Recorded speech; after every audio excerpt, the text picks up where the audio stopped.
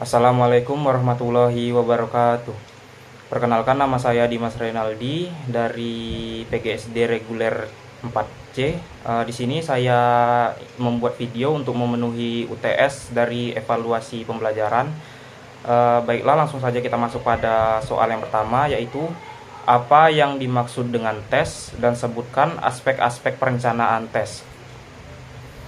Istilah tes diambil dari kata testum sebagai pengertian dalam bahasa Prancis kuno yang berarti piring untuk menyisihkan logam-logam mulia. Ada pula yang mengartikan sebagai sebuah piring yang dibuat dari tanah. Banyak ahli yang mengembangkan tes ini untuk berbagai bidang.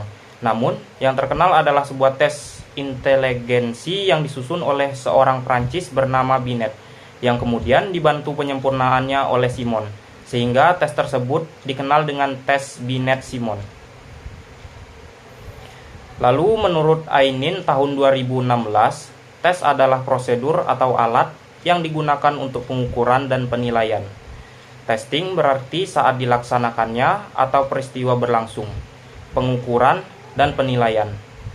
Lalu dapat ditarik kesimpulan, yaitu tes adalah suatu cara yang dapat dipergunakan dalam rangka pengukuran dan penilaian di bidang pendidikan yang berbentuk pemberian tugas, baik berupa pertanyaan-pertanyaan yang harus dijawab atau suatu perintah yang harus dikerjakan, sehingga dapat dihasilkan nilai melambangkan tingkah laku atau prestasi tes atau asesmen.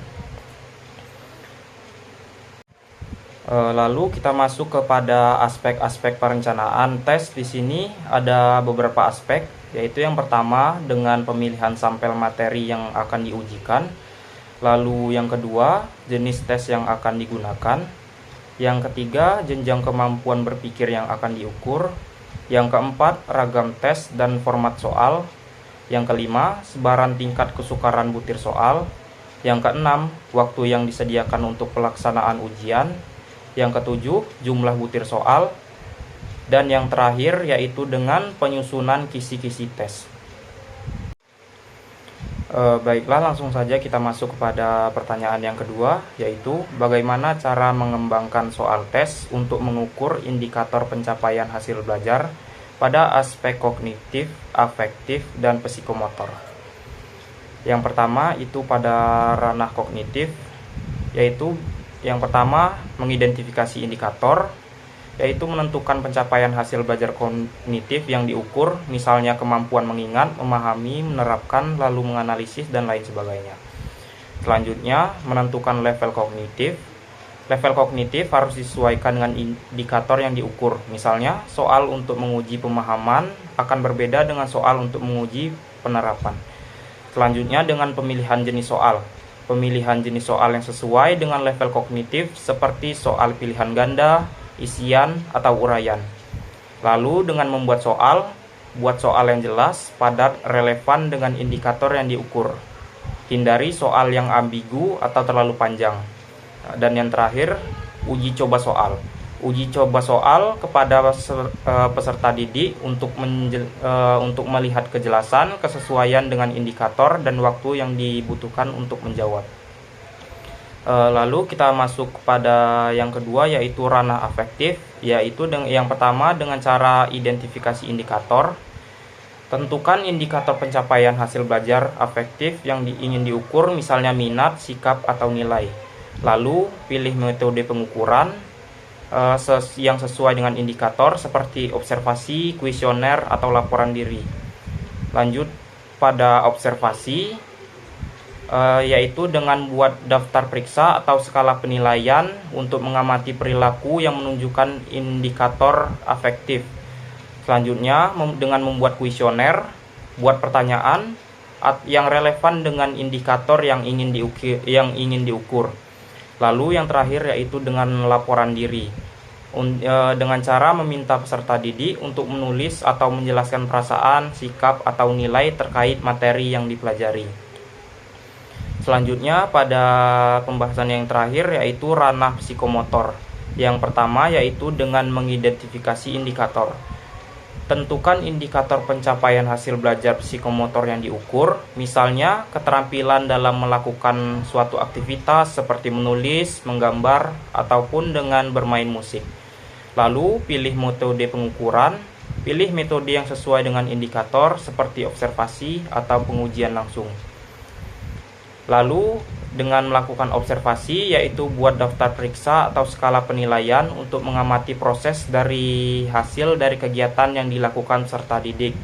Lalu pada bagian yang terakhir, yaitu dengan pengujian langsung. Lakukan pengujian langsung pada saat peserta didik melakukan aktivitas tertentu, misalnya menulis ataupun menggambar. Baiklah, langsung saja kita masuk pada pertanyaan yang ketiga, yaitu apakah ciri-ciri butir suatu tes disebut baik? Jelaskan. Ada beberapa ciri-ciri soal yang dianggap baik, yaitu yang pertama dengan validitas. Soal harus mengukur apa yang memang ingin diukur sesuai dengan tujuan tes. Validitas ini memastikan kesesuaian isi soal dengan indikator pencapaian hasil belajar atau konteks yang diukur. Selanjutnya, reliabilitas. Soal harus konsisten menghasilkan skor yang stabil jika diberikan pada kondisi yang sama di waktu yang berbeda.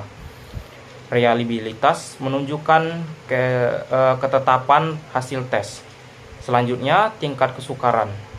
Soal yang baik memiliki tingkat kesukaran yang sedang, biasanya dengan indeks kesukaran antara 0,30 sampai 0,70. Soal yang terlalu mudah atau terlalu sulit kurang efektif dalam membedakan kemampuan peserta. Selanjutnya, daya pembeda. Soal harus mampu membedakan antara peserta yang berkemampuan tinggi dan rendah. Yang semakin tinggi maka semakin baik. Selanjutnya, yaitu pengecoh. Untuk soal pilihan ganda, opsi jawaban selain kunci harus berfungsi sebagai pengecoh yang efektif. Artinya dipilih oleh sebagian peserta didik minimal 5%. Soal supaya tidak mudah ditebak. Lalu kita masuk pada bagian kejelasan dan bahasa yang tepat. Soal harus disusun dengan bahasa yang jelas, tidak ambigu, dan sesuai dengan tingkat kemampuan peserta didik agar tidak menimbulkan kebingungan. Lalu ada juga dengan tidak mengadukan petunjuk jawaban. Soal harus bebas dari unsur yang dapat memberikan petunjuk langsung kepada peserta didik tentang jawaban yang benar. Lalu pada bagian yang terakhir, yaitu sesuaikan dengan etika dan hukum. Soal harus memenuhi standar etika pendidikan dan juga tidak melenceng dari apa yang telah diajarkan. Baiklah, langsung saja kita masuk pada pertanyaan yang keempat, yaitu jelaskan 3 definisi evaluasi menurut para ahli, sertakan sumber, nama penulis, tahun, judul, dan penerbit. Berikut adalah beberapa definisi evaluasi menurut para ahli yang dikutip dalam satu sumber buku yang sama, yaitu yang pertama menurut Zainul dan Nasution tahun 1999. Evaluasi adalah proses pengambilan keputusan menggunakan informasi yang diperoleh melalui pengukuran hasil belajar, baik menggunakan instrumen tes maupun non-tes.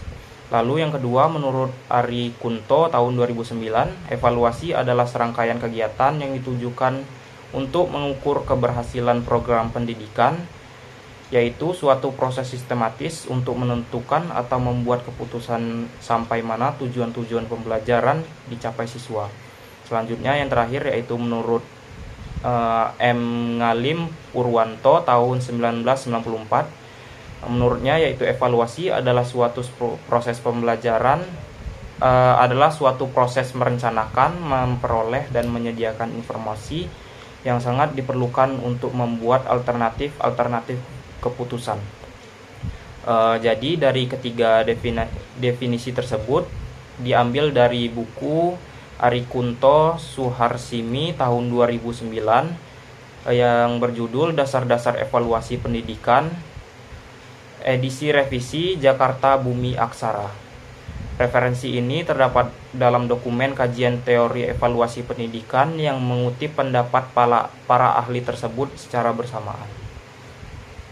Baiklah, langsung saja kita masuk pada soal yang terakhir, yaitu uji validitas butir soal. Di mana saya di sini menggunakan rumus DP, yaitu daya pembeda, sama dengan SA, yaitu jumlah siswa responden yang menjawab benar, dikurangi dengan siswa yang menjawab salah, dan dibagi dengan seluruh jumlah responden dikali 100%. Pada soal yang pertama, dengan jumlah responden 15 orang, diperoleh data sebagai berikut, yaitu DP sama dengan 11 orang dikurang dengan 4 dibagi dengan 15 dikali 100% sama dengan 7/15 dikali 100% sama dengan 0,46 dikali 100% sama dengan 0,46. Baiklah, dari soal butir yang pertama diperoleh hasil 0,46, di mana kriteria indeks tersebut masuk pada kategori baik sekali, yang menandakan butir soal tersebut valid. Selanjutnya pada butir soal nomor 2 diperoleh hasil sebagai berikut, yaitu DP sama dengan 11 dikurang 4/15 dikali 100% sama dengan 7/15 dikali 100% sama dengan 0,46 dikali 100% sama dengan 0,46. Butir soal kedua, hasil akhirnya 0,46, di mana kriteria indeksnya termasuk kepada baik sekali, di mana berarti soal tersebut valid. Dan selanjutnya pada soal yang ketiga diperoleh DP sama dengan 6 dikurang 9/15 dikali 100% sama dengan negatif 3/15 dikali 100% sama dengan 0,2 dikali 100%. Hasil akhirnya minus 0,2, yang berarti butir soal tersebut pada kriteria indeks jelek, di mana soal tersebut berarti tidak valid. Selanjutnya pada soal nomor 4, DP sama dengan 13 kurang 2/15 kali 100% sama dengan 11/15 dikali 100% sama dengan 0,73 dikali 100% sama dengan 0,73. Pada hasil akhir dari butir soal nomor 4, hasil akhirnya yaitu 0,73, di mana dalam kriteria indeks menunjukkan bahwa validitas soal tersebut sangat baik sekali, di mana berarti soal tersebut valid. Selanjutnya pada butir soal nomor 5, DP sama dengan 9 dikurang 6/15 dikali dengan 100% sama dengan 3/15 dikali dengan 100%, mendapatkan hasil yaitu 0,2 dikali 100%. Hasil akhirnya yaitu 0,2. Butir soal nomor 5 hasil akhirnya yaitu 0,20, di mana pada kriteria indeks menunjukkan bahwa butir soal tersebut cukup, yaitu dengan berarti soal tersebut dapat dikatakan valid. Selanjutnya pada butir soal nomor 6 diperoleh DP sama dengan 11 dikurang 4/15 dikali dengan 100% sama dengan 7,15 dikali 100% sama dengan 0,46 dikali 100%, di mana hasil akhirnya yaitu 0,46. Pada butir soal nomor 6 diperoleh hasil akhir 0,46, di mana dalam kriteria indeks menyatakan bahwa butir soal tersebut baik sekali, di mana berarti soal tersebut valid. Selanjutnya pada soal butir soal nomor 7 dan nomor 8 ini cukup sama, yaitu DP sama dengan 11 dikurang 4/15 dikali 100% sama dengan 7/15 dikali dengan 100%, mendapatkan hasil 0,46 dikali dengan 100%, yaitu hasil akhirnya ya 0,46.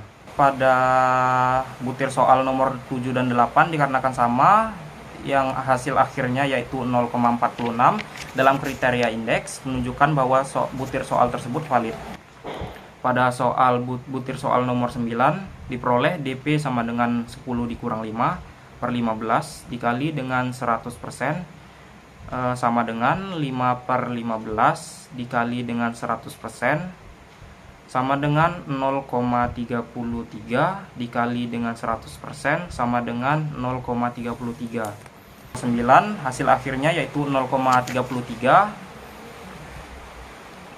di mana dalam kriteria indeks menunjukkan bahwa soal tersebut cukup, yang berarti soal tersebut valid.